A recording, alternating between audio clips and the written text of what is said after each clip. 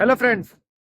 आज इस वीडियो में हम देखेंगे कि variable voltage variable frequency drive की जो एओपी पैनल होती है, यानी कि एडवांस ऑपरेटर पैनल, वो किस तरह की होती है। आपके पास जो स्क्रीन है बीच में, ये एक 2940 किलोवाट के मोटर, जिसको हम लोग वीएफडी पैनल से कंट्रोल करते हैं, के बारे में दिखाया गया है। ये एक सीमेंस का ड्राइव है जिसका एओपी यानी एडवांस ऑपरेटर पैनल हमारे पास है। जो एओपी पैनल होता है दोस्तों, यानी ऑपरेटर पैनल जो होता है वो दो तरह का होता है। एक होता है बेसिक ऑपरेटर पैनल और एक होता है advance operator panel. Basic operator panel जो होता है दोस्तों, इसमें सिर्फ हम लोग सेटिंग्स को देख सकते हैं, डाटा को देख सकते हैं, उसे मॉडिफाई नहीं कर सकते हैं। जबकि एओपी जो होता है यानी एडवांस ऑपरेटर पैनल होता है, उसमें हम लोग डाटा और जो सेटिंग्स है उसको हम लोग मॉडिफाई कर सकते हैं। According to our set point हम लोग उसको चेंज कर सकते हैं। तो ये एक सीमेंस का एओपी पैनल है। तो आइए इसमें देखते हैं हम लोग। सबसे पहले ये ऑपरेशन दिखाने का मतलब है कि अभी ये लाइन में है और ये पैनल चल रहा है। इसमें हम लोग एक सेट पॉइंट रखा है दोस्तों, 650 आरपीएम, यानी कि ये जो पर्टिकुलर ड्राइव है वो 650 आरपीएम पे चल रहा है। इसकी जो एक्टिव पावर है वो 724 किलोवाट है। ये जो वीडीसी वोल्टेज है दोस्तों, ये लिंक वोल्टेज है। बेसिकली ट्रिपल बीएफडी पैनल में होता है क्या दोस्तों, इसे variable voltage variable frequency panel बोलते हैं।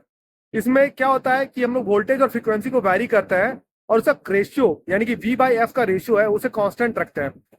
तो वी बाई एफ का रेशियो कांस्टेंट रखने से जो फ्लक्स होता है वो कांस्टेंट होता है। हमने इंजीनियरिंग में पढ़ा था कि जो वोल्टेज होता है वो 4.44 into N into F into 5 होता है। जो बेसिक इक्वेशन होता है उसमें आप ऑब्टेन कीजिएगा, तो जो फ्लक्स होता है वो वोल्टेज अपॉन फ्रीक्वेंसी के प्रोपोर्शनल में होता है। तो हम इस तरह से वैरी करते हैं वोल्टेज और फ्रीक्वेंसी को, जैसे कि फ्लक्स कांस्टेंट रहे और हमें उसके हिसाब से स्पीड मिलता रहे। तो इसमें जो एनसेट है वो स्टार्टिंग में 0 था, उसे बढ़ाते बढ़ाते बढ़ाते गया, जिससे क्या होता है एक सेट पॉइंट जो हमारा 650 है वो मिला। वो जो उसमें एक्टिव पावर मोटर इतना ड्रॉ कर रहा है 722। ये जो वीडीसी है दोस्तों, आप वेरिएबल फ्रीक्वेंसी ड्राइव में क्या होता है कि पहले थायरिस्टर लगे रहते हैं, जो रेक्टिफायर में जो हमारा वोल्टेज आता है उसे पहले डीसी में कन्वर्जन होता है उसका। फिर डीसी से फिर वो एसी में, डीसी से एक डीसी लिंक रहता है, डीसी बस, उसमें कॉमन वोल्टेज आता है डीसी वोल्टेज। फिर उसको हम लोग इन्वर्टर की मदद से उसको हम लोग फिर इन्वर्ट करते हैं और फिर एसी जो वोल्टेज है वो डायरेक्ट मोटर को जाता है। इसके बारे में डिटेल वीडियो में आप आने वाले लेक्चर में मैं बनाऊंगा कि वो सर्किट में काम कैसे करता है। बेसिकली वीडीसी वोल्टेज उसी डीसी वोल्टेज को रिप्रेजेंट करता है कि 1000 वोल्ट डीसी है, और फ्रीक्वेंसी जो हमारा फ्रीक्वेंसी है, जिसमें हमने कहा था कि वोल्टेज और फ्रीक्वेंसी का रेशियो दिया जाता है।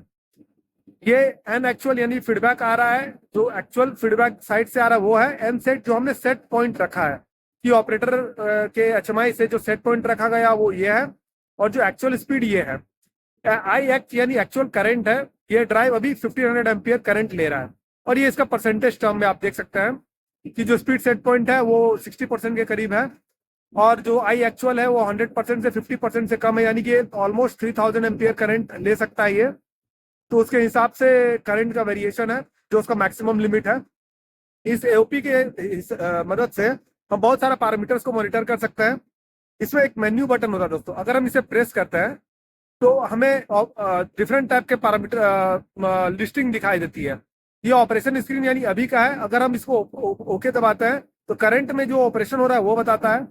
फिर से अगर हम मेन्यू सेलेक्ट करते हैं तो हमें डिफरेंट ऑप्शन मिलता है, जैसे कि पैरामीटराइजेशन, उस पर ओके करके हम लोग ड्राइव का पैरामीटराइजेशन कर सकते हैं। फॉल्ट और अलार्म मेमोरी की प्रीवियस फॉल्ट क्या था, किस फॉल्ट पे ये ड्राइव पिछली बार ट्रिप हुआ था, या क्या अलार्म मेमोरी आई थी करंट में भी, उसके बारे में डाटा बताता है। जैसे कि अगर हम इसे ओके प्रेस करते हैं तो दोस्तों इसमें अलग अलग तरह के फॉल्ट होते हैं। वेक्टर फॉल्ट हम लोग सेलेक्ट करते हैं, आईएनएफ फॉल्ट होता है, इंटरनल फॉल्ट इसका होता है यदि अगर रेक्टिफायर में कुछ प्रॉब्लम है तो उसके लिए वेक्टर फॉल्ट होता है। ऑल ओवर जो बाहर के फॉल्ट जितने भी है, जैसे कि मोटर मॉड्यूल में अगर फॉल्ट आया, या बाहर में अगर कुछ टेम्परेचर या वाइब्रेशन या किसी भी अलग तरीके का कुछ भी फॉल्ट यहाँ पर आया हो, तो उसे ये डिटेक्ट करता है और हमें बताता है। तो इसको हम लोग डिटेक्ट करने के लिए डायग्नोस पे जाते हैं दोस्तों। उसको प्रेस करने से करंट फॉल्ट, यानी कि अभी लास्ट फॉल्ट जिसपे ट्रिप हुआ था, करंट अलार्म्स यानी कि जो लास्ट अलार्म आया था, ओल्ड फॉल्ट यानी कि उससे पहले का जो फॉल्ट था, ओल्ड अलार्म्स यानी उससे पहले का जो अलार्म आया था वो देखते हैं। करंट फॉल्ट में अगर हम चेक करते हैं दोस्तों तो इसमें ये रिकॉग्नाइज करता है कि कोई फॉल्ट नहीं है, तो हम इसे ओके करते हैं।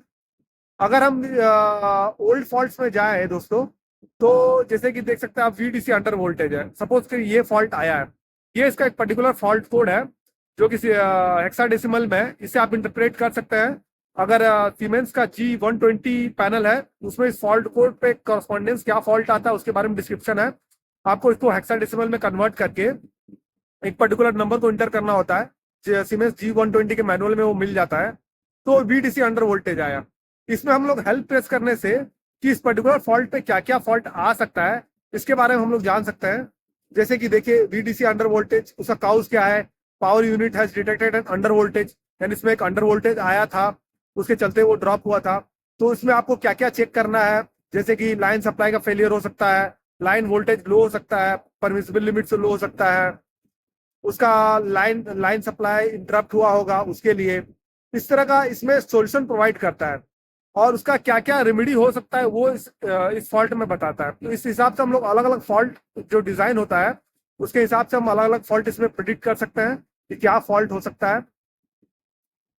फिर से अगर हम इसमें बैक जाते हैं तो फिर से हमारा ये मेन्यू आ जाता है।